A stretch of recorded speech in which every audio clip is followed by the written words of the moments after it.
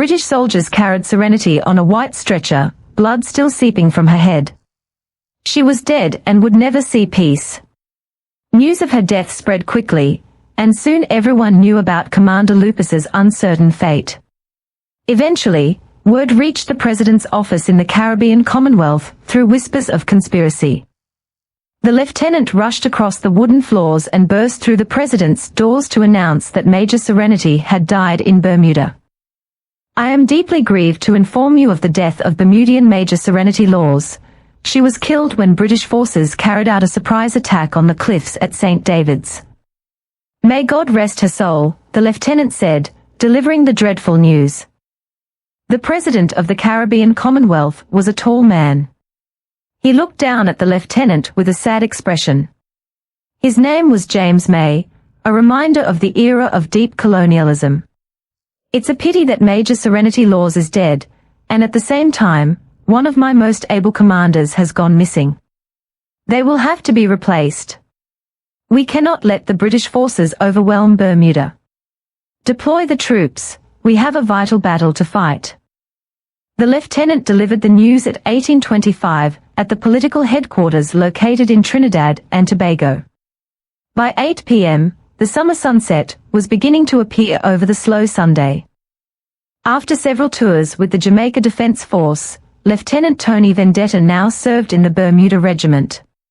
As fighting and distant shouts echoed below, helicopters swerved toward the building, their gears grinding loudly as they landed on the roof. As Lieutenant Vendetta and his soldiers climbed down from the roof and took up defensive positions, he looked around.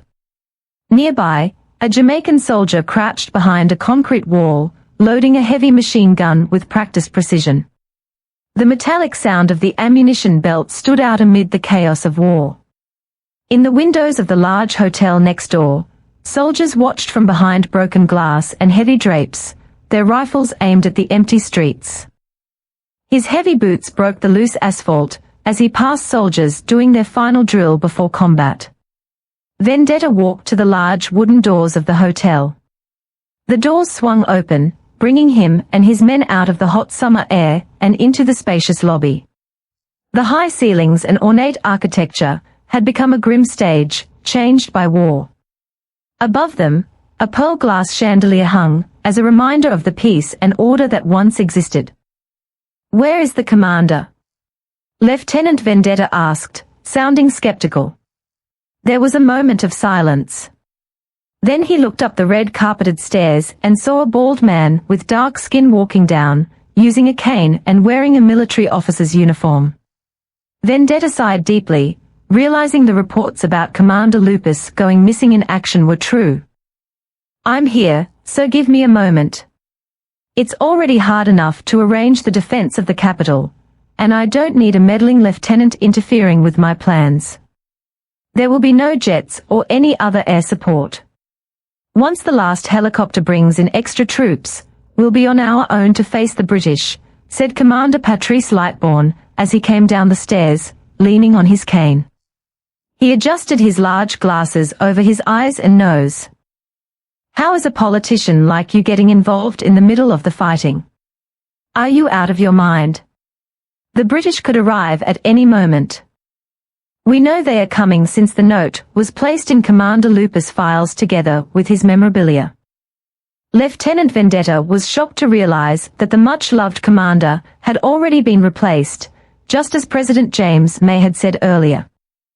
The lieutenant stepped forward toward the man, who was more of a politician, keeping his hand on his holstered sidearm. "You've replaced him. You can't replace someone like Lupus an hour before an attack, Lightbourne. What was in that note?" Commander Patrice walked closer with his walking stick which creaked against the wooden floor of the lobby.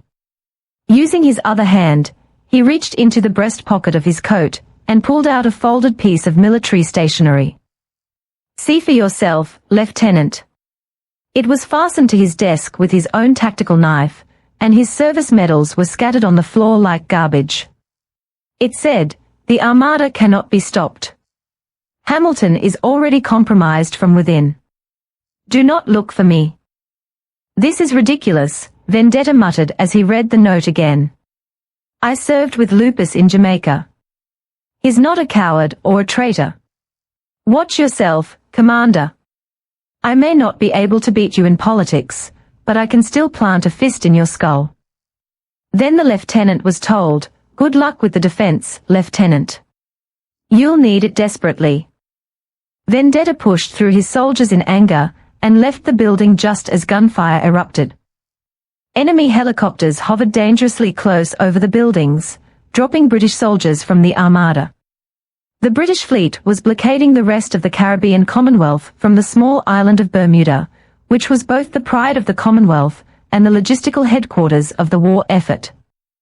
A black British helicopter tried to land troops on a rooftop, but came under small arms fire.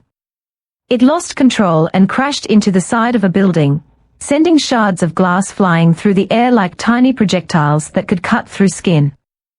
They might have cheered, but the battle had only just begun. British troops who landed safely on the asphalt roads nearby took cover and opened fire as the pressure increased. The lieutenant ordered his men to take up defensive positions along the front line with the Commonwealth soldiers.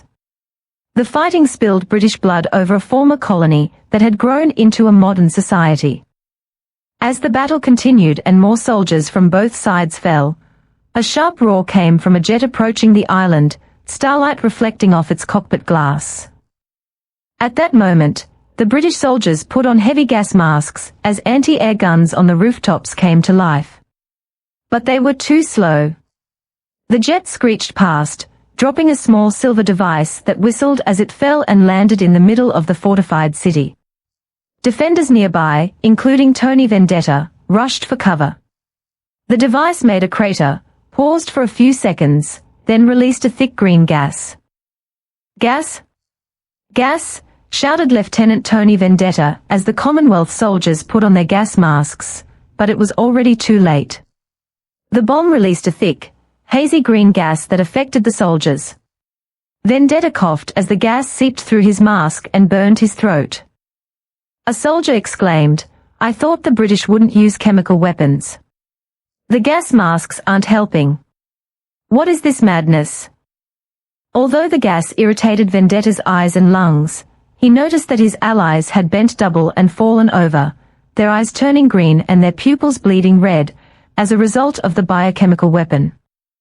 The British soldiers stayed behind cover, wearing heavy gas masks and looking more like vengeful gals than people. Suddenly, the Commonwealth machine gunner began to gag and cough as the toxic green gas spread quickly, causing panic and fear. "Take cover," shouted Lieutenant Vendetta, sending the coughing troops to the front line before the British could break through their main defenses. "Ready, lads. Kill them just as we've trained," shouted a British officer. He leaned out from behind cover and fired 3 shots at a Commonwealth soldier leaning against a wall.